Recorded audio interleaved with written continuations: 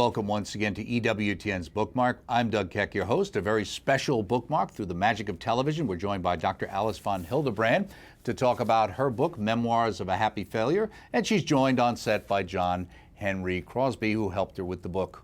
Welcome both of you to EWTN's Bookmark. It's very good to be here. Thanks for having us. Now, Dr. Alice, I noticed at the very beginning you dedicated this book to two good friends, Father Benedict Rochelle and Mother Mary Angelica. Why did you decide to do that? Because my dad taught both of them is enormous. You know, I look at both of them as extraordinary person that God has placed on my path. One of them left us a short time ago, but in both cases I was struck by the fact that even though they were working against great odds from many points of view, they succeeded by putting all their confidence in God. Now, this is why I dedicated this book to pay a debt of gratitude towards both of them. Father Rochelle died too soon to receive the book. I hope that Mother Angelica, it was given to her and she can appreciate it. Now, you know, the great thing about old age is that you look back upon your life and you see how God has chosen your path. I assure you that had you told me when I was a child in Belgium that I was going to emigrate to the United States and that I was going to teach in a secular university, when from day one until the very end I was made to feel that I did not belong there, you know, I would have said, no, this is absolutely impossible. I'm a sort of female Habakkuk. God took me by my hair and pushed me in the lion's den. And I was so scared that I just had to say to God, this is what you have chosen for me. You must give me the grace. Now, I left Belgium at the time of the invasion and had a taste of the horror of war. And then crossing over, were the last American ship leading, and we left Lisbon to pick up refugees in Galway, Ireland. And the next morning at 5 in the morning, we are arrested by a German submarine saying you have 1 hour to put all the lifeboat to sea and then the ship is going to be sunk. Now, we'd taken more than 1,000 passengers at that time when it was only taking 800. There were like, there were like 2,000. As a result, what happened inevitably is that many people stayed on deck. And I stayed on deck with my sister. There was no room. And I had one of the most amazing experiences in my life when I already felt God touching me. In the 10th of a second, I saw my whole life in front of me. I assure you, I touched eternity. Everything that I had done, said, felt, wished for became in front of me. And in this one moment, you realize God alone matters. And that's what you learned.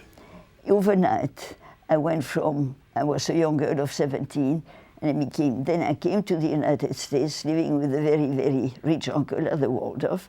And then I started to study under Dietrich von Hildebrand. The day that I met him was an extraordinary day, because the 2.5 years that I spent at the Waldorf was very difficult for me for personal questions that I'm not going to go into. The moment I met him, my life changed, because there was someone who radiated the joy of being a Catholic. He was a refugee. He was living in utter poverty. And when he spoke about the faith, he spoke about transformation in Christ, I just said to myself, this is what I was looking for. So I studied under him, and you know, my uncle and I wanted to force me to go back to Belgium, and I wanted to complete my study in the United States. And then the curve of a sort of relationship, and I moved with the loveliest, kindest girlfriend you can imagine. And we lived in a very slummy part of New York. And then I completed my work, was desperately looking for a job teaching Catholic University. They turned me down, all of them, because they said, we don't take women to teach philosophy. And I was fairly desperate. And through an absolutely accidental, I say, God, I met a priest who had met the chairman of the Department of Psychology. And he recommended my work because he had like my PhD dissertation on St. Augustine.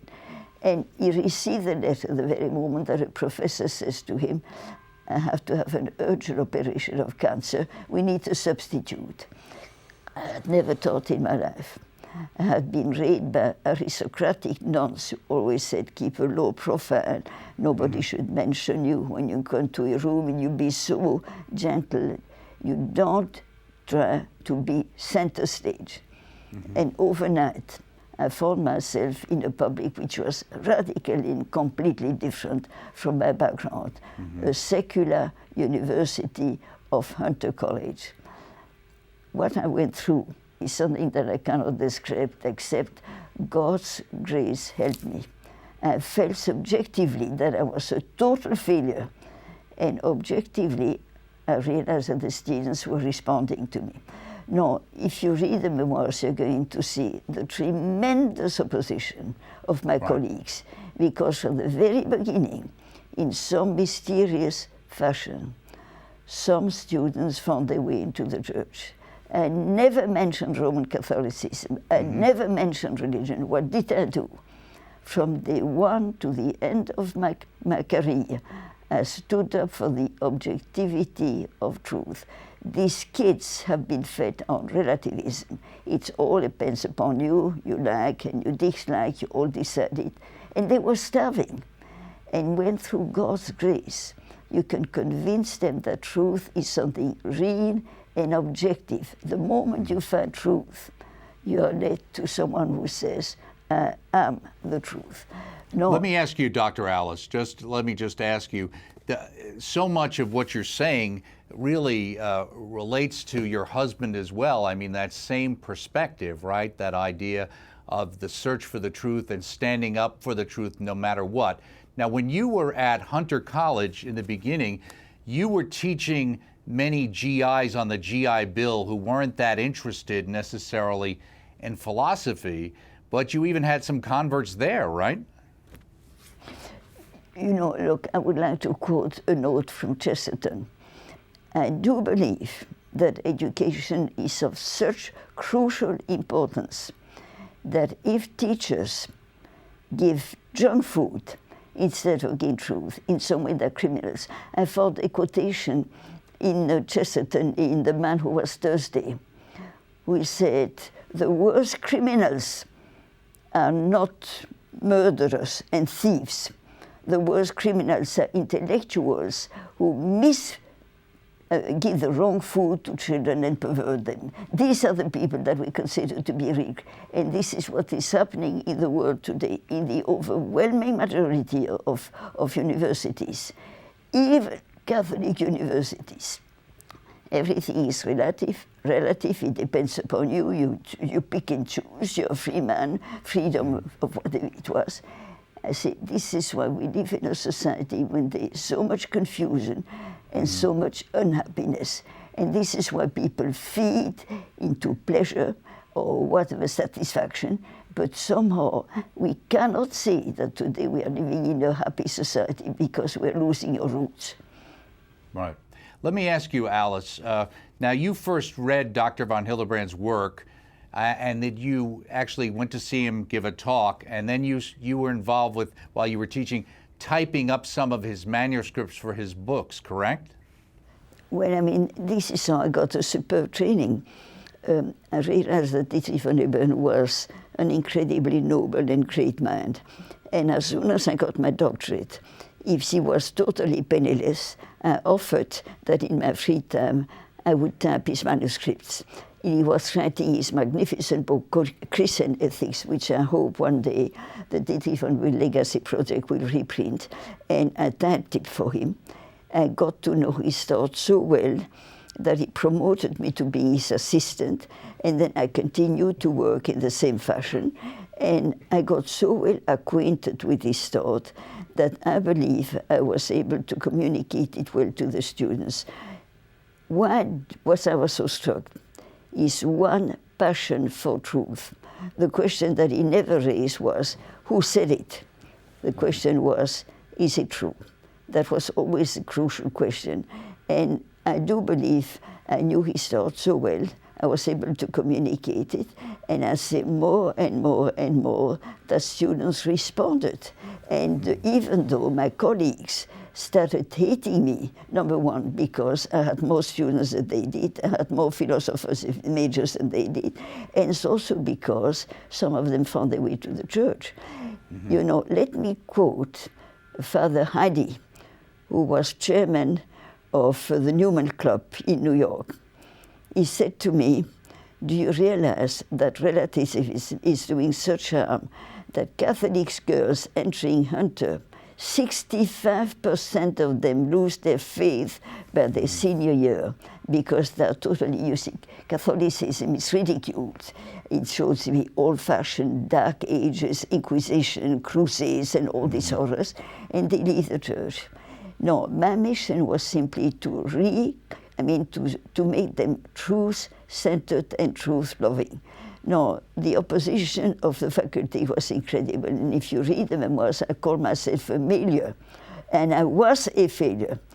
I was given the lowest possible salary. I was not promoted. It took me 13 years to get my tenure. And then, amazingly, something that never happened before.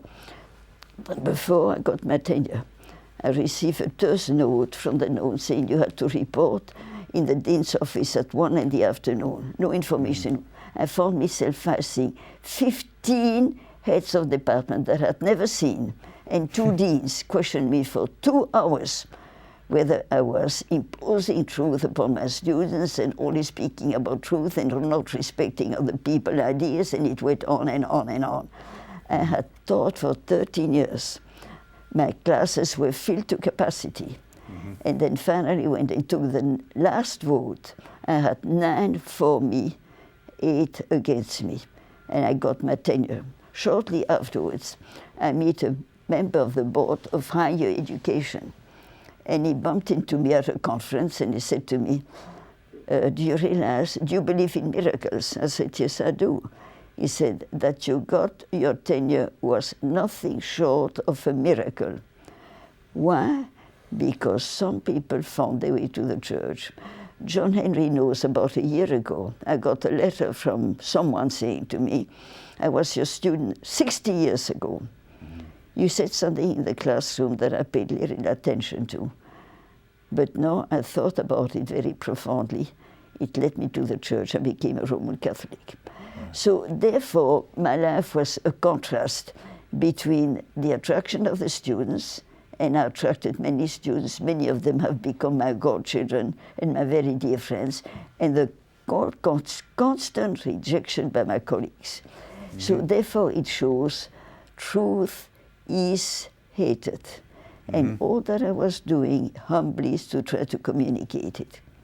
Well, you say here, you quote in here Kierkegaard, you say that he's right.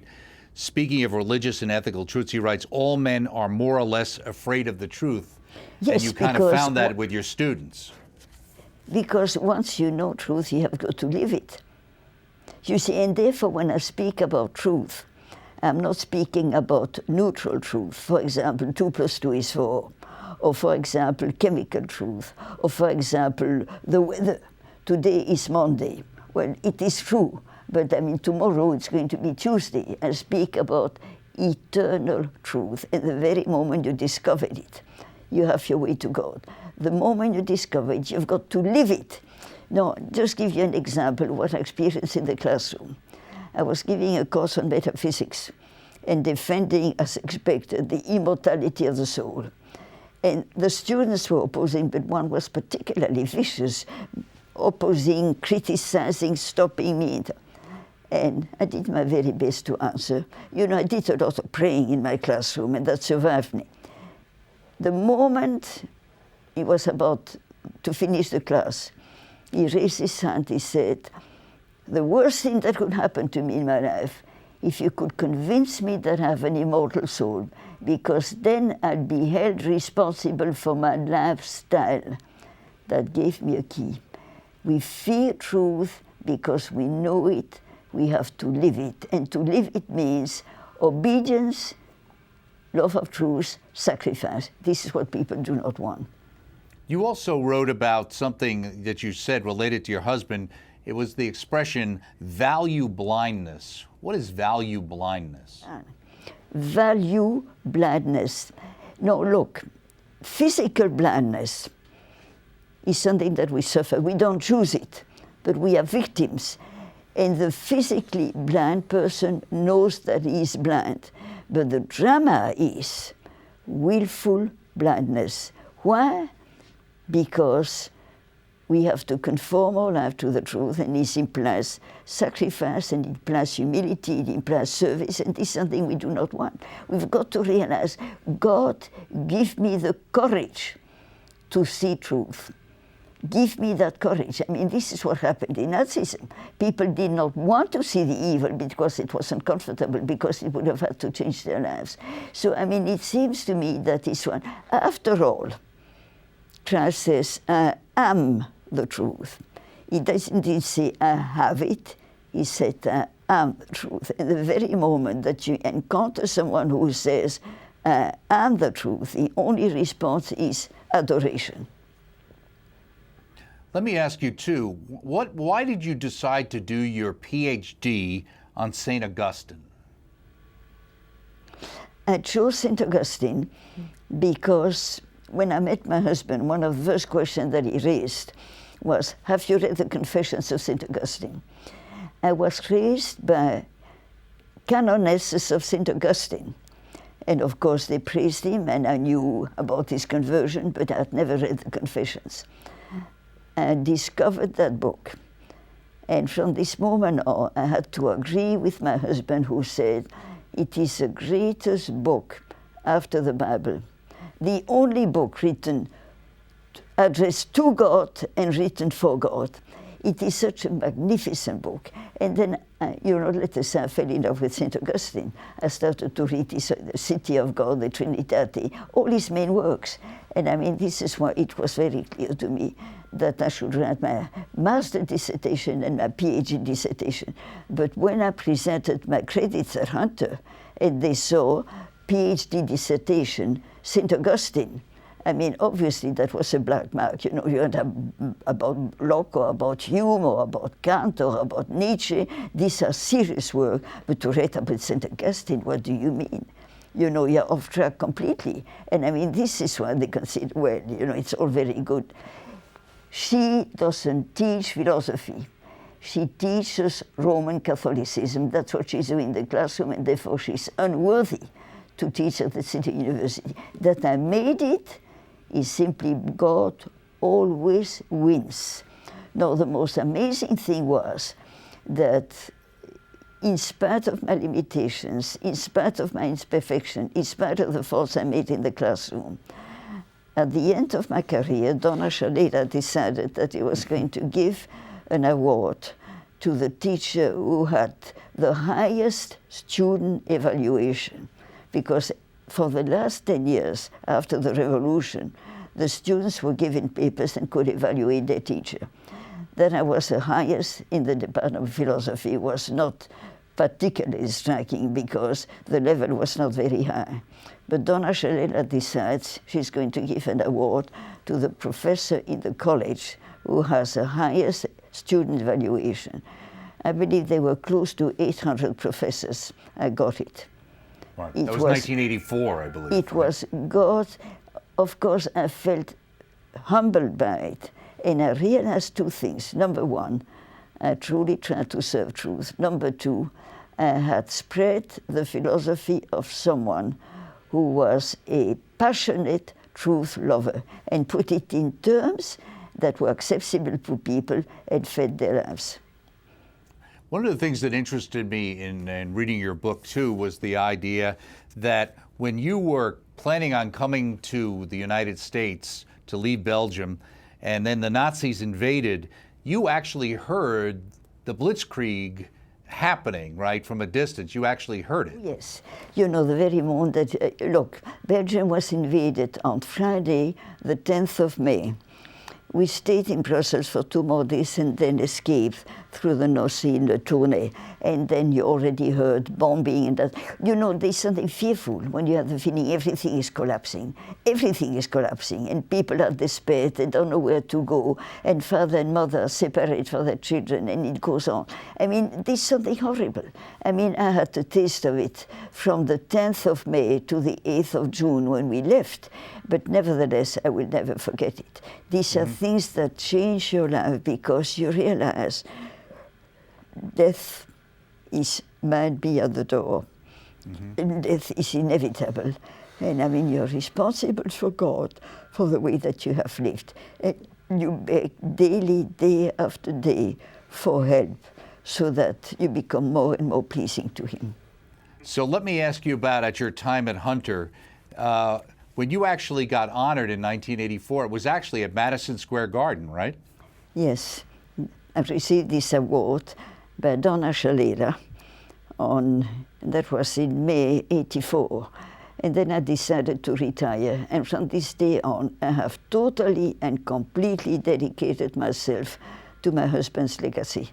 You know, I've worked for it day and night. The work to be done is enormous.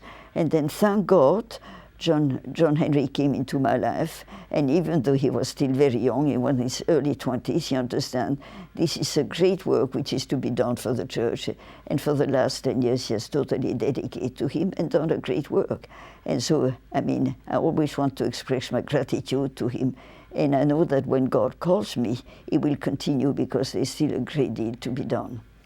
Now, you also talk about, at the very beginning of the book, you talk about a bush in Belgium on the coast, and you discovered a nest. You want to tell us what the importance of that event was in your life? You know, death is a fearful reality. It's a punishment. When I was a tiny little girl, I saw a dead chick in a nest, and the impression was so overwhelming that I started sobbing. You know, because death is a moment when your body and your soul are torn apart. And I mean, therefore, you're it's a fearful experience. And if you do not have faith, if you do not believe that you have an immortal soul and that your body will rise from the dead, of course, it's a fearful thing. But the very moment that you see it as number one, as a punishment. It is a punishment, and it's a divine punishment, because God alone could invent that sort of punishment. But number two, one of the most magnificent dogmas of the Roman Catholic Church is the immortality of the soul.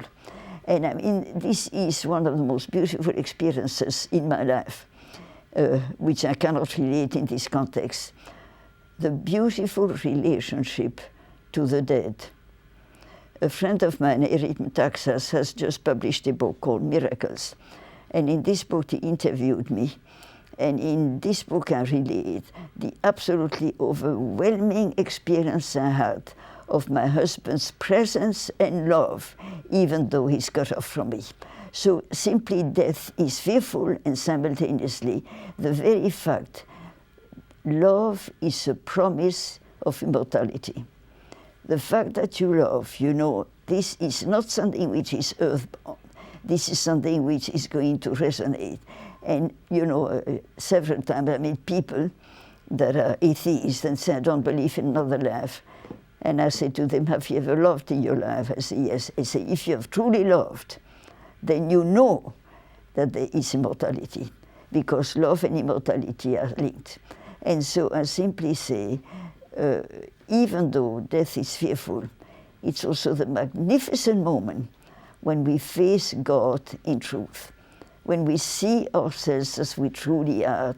And every single day, I beg God urgently to call me when I'm at my best, to call me when I'm most humble and grateful, and also see all my mistakes and my faults and my sins, and I can say, thank you, I love you, forgive me. Mm-hmm. I still see you have that Belgian wit you talk about in the book as well. Let me ask you one other question just before we go. When you talk about in the book when you first met your future husband, you realized that both of you had been in France at some particular time when he was fleeing and you were actually leaving at the same time. And you always had a feeling like you had either met him before or that you knew him before. Is that true? That was an extraordinary experience. The first time that I saw him, I had the strange feeling I have seen him before. And it was impossible. I double-checked. He was in France, I was in France. We never. But I mean, somehow, I can't explain it. I can only say, quote Kierkegaard, who says that in some way you feel that you were predestined to meet this person and that was going to form my life. And there is absolutely no doubt about the fact that the day that I met him, and to this very day, he was the one who had an enormous influence on me, religiously, spiritually, intellectually, artistically, humanly, and also made me see in a very extraordinary way the beauty of femininity. Because one of the amazing things about my husband was, already as a young child, he was so conscious of what he called the mystery of femininity and the beauty of a woman's relationship to life, to love, and to religion. So, I mean, it's one of the things that, this is why from the time that I retired, I gave very many conferences to the country, and every single time I fight feminism, because feminism is the deadliest enemy of femininity. My husband saw so beautifully the role that women have to play into the church. My husband saw that a woman's body is sacred. Well, it sounds like, Dr. Alice, that you have another book in you, and we're just out of time, unfortunately, so we'll have to have you come back when that book comes out. Thank you so much, Dr. Alice Von Hildebrand, for spending some time with us, along with John Henry Crosby. A wonderful book, Memoirs of a Happy Failure, published by St. Benedict Press, available through our EWTN religious catalog, EWTNRC.com. A great friend of the network, a great friend of Mother Angelica. She's the best. It's a wonderful story. Join us next time on Bookmark.